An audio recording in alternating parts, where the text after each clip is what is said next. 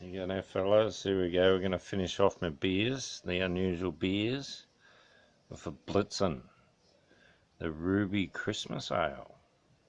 How's that? We're a couple of months too late, but anyway, a month and a half, whatever it is. 4%, not very strong. Another one from Black Sheep. I had one of theirs the other day. It was the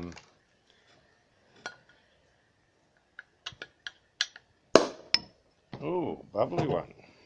Yeah, the one I had the other day was a Holy Grail one, or, you know, one of those Monty Python beers, and it was really nice. I was surprised how good it was. Wow, look at the head on this and the colour. That's like a Christmas ale, isn't it? I know I got it right up to the line there, just short of the line. Let's get this right. Come on, get the line. Do it perfect. Alright, I didn't really look at this, but it's,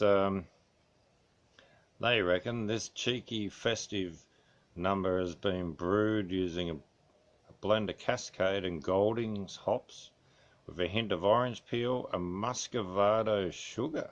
Ooh, that's interesting. United Kingdom, of course. And it's a Christmas ale, and that's the sort of thing you want to be drinking for Christmas, a nice spiced ale.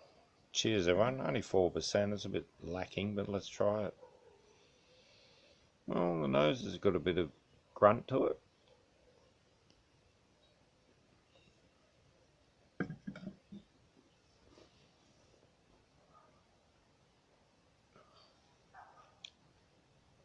It's actually quite malty, quite full flavoured. For 4%,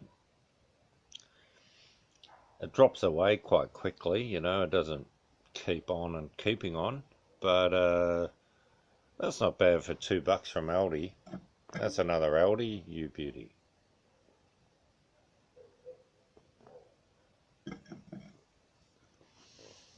Look, you're not going to get drunk drinking it, and that's probably a good thing at Christmas, because it's really hot here at Christmas. And what we seem to do is drink too much, eat too much. And if you drank too much on a stinky hot day, high pressure day, full moon, all of a sudden everyone's punchy. Happens. It's Melbourne. And what's Australia? People do get a bit punchy here. But a bit punchy is better than pulling out a machete or a huge knife. And that's been known to happen as well. Yeah, one of my good mates, Robbie, his nephew went to a party and the guy come in and swinging a bloody machete around, and he sort of said to the guy, hey, you know, what are you doing, you know, pull it up. And the guy took a swing at him with the machete and sliced open his arm like a can opener. Oh yeah. A couple of skin grafts and surgeries later, he's sort of come good, but it was pretty horrific at the time. So I don't know, what's the old rule? You don't take an orange to a knife fight. Well, don't take a knife to a fight in Australia, otherwise we're going to kick you out, because that's just not playing fair. Especially a big machete. You fucking kidding me? Anyway, it is what it is.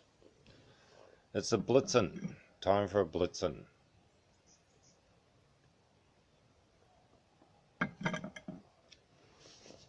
Yeah, it's got a good balance. These Black Sheep guys actually know what they're doing.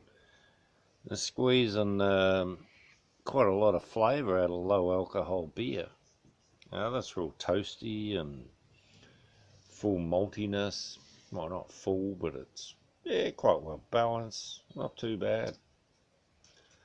Another travel story from England. I'll tell you the one when I hitchhiked up to... I landed actually from Boston. I flew into Gatwick and I caught the train around to Victoria Station. And I jumped into a big English brekkie. That was beautiful.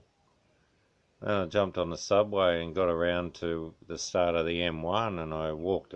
You didn't have to walk too far, but a little bit of a walk, and I got to the start of the M1 and hitched. 2 hours later, no one had picked me up. I was spewing. I was trying to get to Scotland in one day. It was pretty impossible.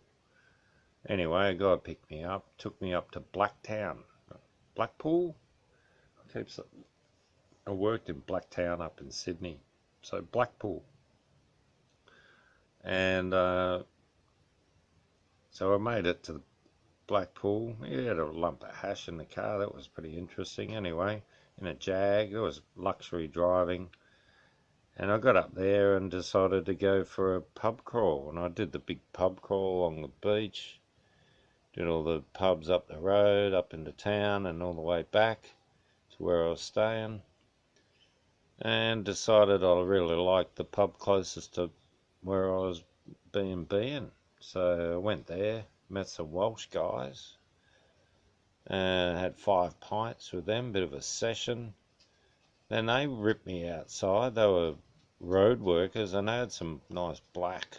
So we went out and had a bit of a chuff and come back in, and a few more pints, and back out again, and back in, and next minute I've picked up the tallest, because I'm 6'7", 2 metres, just over 2 metres. I've just scored the gorgeous Manchester girl. So I've stayed with her at her B&B. In the morning I've snuck out and the owner's caught me. "Hey, you didn't pay," he says. And he's chased me, and I've legged it down the road. And he chased me for a little while, but I'm pretty quick, and I was gone, and then he's gone back. And as soon as he went back inside, I'd made it to my B&B. So I've tucked in there and walked in. It was breakfast time. And they've gone, "Geez,